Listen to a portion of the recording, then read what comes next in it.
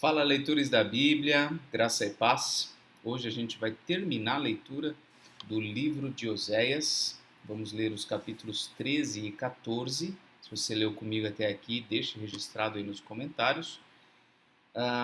Esse livro de Oséias há uma ênfase grande no castigo que Deus traria sobre o povo, ao mesmo tempo também em que Deus anuncia que sempre vai ter uma disposição amorosa para com o seu povo, né?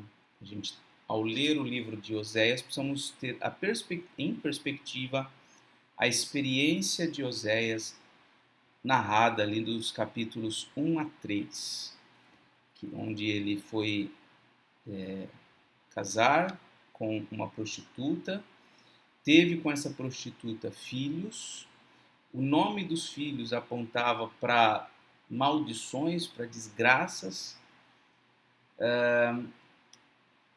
mas vem no mesmo capítulo 1 ou 2, acho que o 2, se não me engano, Deus falando que iria reverter essas desgraças em bênção, e o capítulo 3 dizendo que aquela esposa com quem ele tinha se casado, com quem ele tinha tido filhos, abandona ele,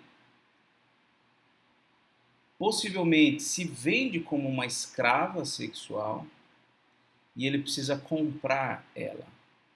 E ele vai e compra ela. Então, essa história de Oséias, ela é o pano de fundo, a base para o entendimento de todo o livro, de como Deus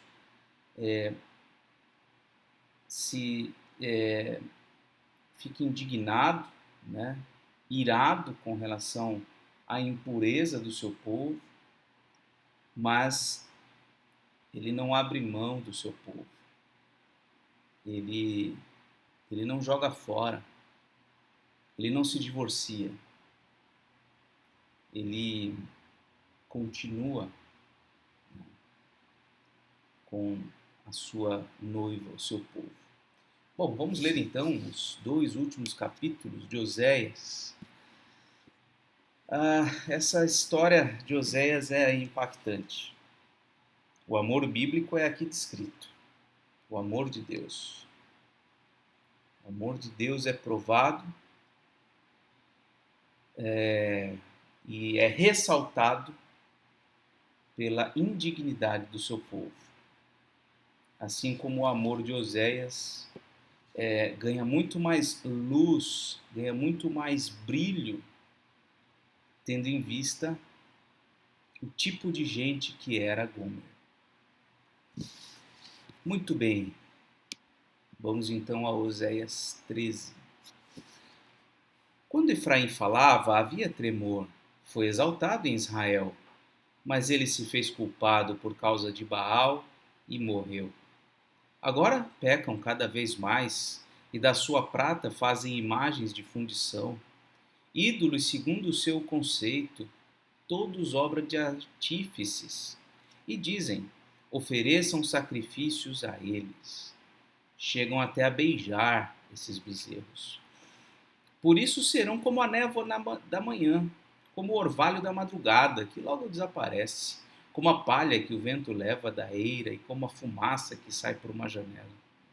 Mas eu sou o Senhor, seu Deus, desde a terra do Egito. Portanto, vocês não conhecerão outro Deus além de mim, porque não há Salvador a não ser eu. Eu os conheci no deserto, em terra muito seca. Quando tinham comida, eles se fartaram e, uma vez fartos, seu coração se encheu de orgulho. Por isso se esqueceram de mim. Portanto, serei para eles como um leão, como um leopardo. Ficarei espreitando no caminho. Como ursa roubada dos seus filhotes, eu os atacarei e lhes rasgarei o peito. Como leão, eu os devorarei ali mesmo. Como um animal selvagem, os farei em pedaços. A sua ruína, ó Israel, vem de você, e só de mim o seu socorro Olha que versículo tremendo. A sua ruína, ó Israel, vem de você, e só de mim, diz o Senhor, o seu socorro. Onde está agora o seu rei, para que o salve em todas as suas cidades? E os seus juízes, dos quais você disse: dê-me um rei e príncipes? Eu lhe dei um rei na minha ira, e o tirei de você no meu furor. As iniquidades de Efraim estão atadas juntas, o seu pecado está armazenado. As dores de parto virão, mas ele é filho insensato, porque será tempo de nascer, mas ele não estará no lugar por onde deve vir ao mundo. Eu os remirei do poder do inferno e os resgatarei da morte. Onde estão, ó morte, as suas pragas? Onde está, ó inferno, a sua destruição? Meus olhos estarão fechados para a compaixão. Ainda que Efraim dê frutos entre os irmãos, virá o vento leste, vento do Senhor, subindo do deserto. Ele secará a sua nascente e estancará a sua fonte. Ele saqueará o tesouro de todas as coisas preciosas. Samaria levará sobre si a sua culpa, porque se rebelou contra o seu Deus. Cairá a espada, seus filhos serão despedaçados e as suas mulheres grávidas serão abertas pelo meio. Capítulo 14. Chamado para voltar ao Senhor. Israel, volte para o Senhor seu Deus, porque você caiu por causa dos seus pecados. Tragam palavras de arrependimento e convertam-se ao Senhor, dizendo: perdoa toda a nossa iniquidade, aceita o que é bom, e em vez de novilhos, os sacrifícios dos nossos lábios. A Assíria não os salvará. Não iremos montados em cavalos, e não mais diremos as obras das nossas mãos, que elas são o nosso Deus, porque só só em ti, o órfão encontra misericórdia. Vou curar a rebeldia deles. Vou amá-los de boa vontade, porque a minha ira se afastou deles. Serei para Israel como o orvalho. Ele florescerá como o lírio e lançará suas raízes como o cedro do Líbano. Seus ramos se estenderão. Seu esplendor será como o da oliveira e sua fragrância como a do cedro do Líbano. Os que se assentavam à sua sombra voltarão, serão vivificados como o trigo e florescerão como a videira. A sua fama será como a do vinho do Líbano. Ó Efraim, que tenho eu a ver com os ídolos? Sou eu que ouço as suas orações e cuido de você. Eu sou como um cipreste verde. De mim procede o seu fruto. Trecho lindo, né?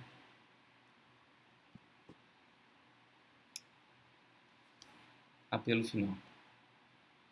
Quem é sábio, que entenda estas coisas. Quem é inteligente, que as compreenda. Porque os caminhos do Senhor são retos, e os justos andarão neles, mas os transgressores neles cairão. Esse livro de Efraim, a profecia dele é muito, muito interessante, muito impactante. Ver descrita aqui a profunda imoralidade, corrupção, idolatria do povo de Israel nos dá um alerta, porque diante dessas coisas Deus é o justo juiz. Ele não deixará passar impune essas coisas. Então, que nós, ao lermos textos como esses textos de juízo, nós nos constranjamos, né? Que nós fiquemos quebrantados diante disso, que a gente emende a nossa vida e nos voltemos para os caminhos do Senhor. Sejamos sábios, inteligentes. Ora, se o caminho do pecado traz tão grande destruição como a que a gente sabe que aconteceu, ora, é mais inteligente se nós voltarmos nossos corações para o Senhor. Então, que Deus nos capacite, nos ajude nessa tarefa de buscarmos ao Senhor, de andarmos nos seus caminhos, o mais integramente possível.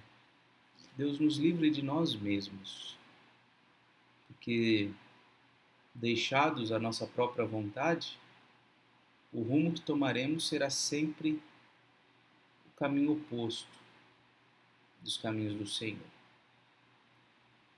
Então, busquemos a Deus, busquemos força nele para perseverar nos seus caminhos. Oremos. Senhor Deus, ajuda-nos a perseverar nos teus caminhos.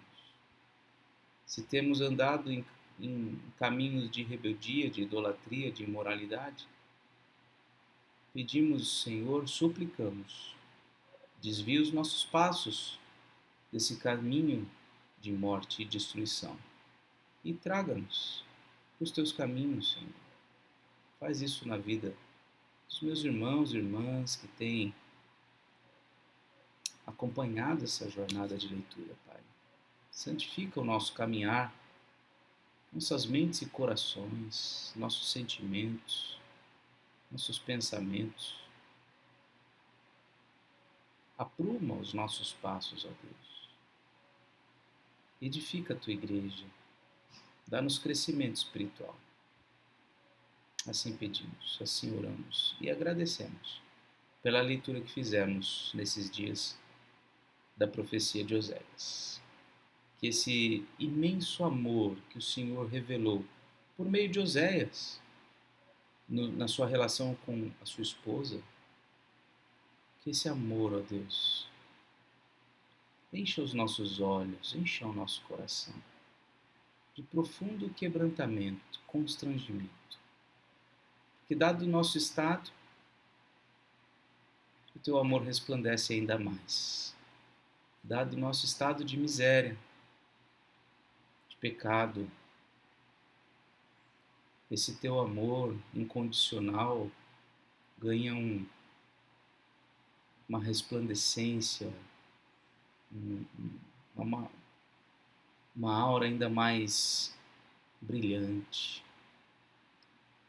Senhor, glorifica o teu nome na nossa vida. Não nos deixes cair em tentações. Livra-nos do mal. Em nome de Jesus. Amém. Essa foi a leitura de hoje. Um forte abraço e até mais, se Deus quiser.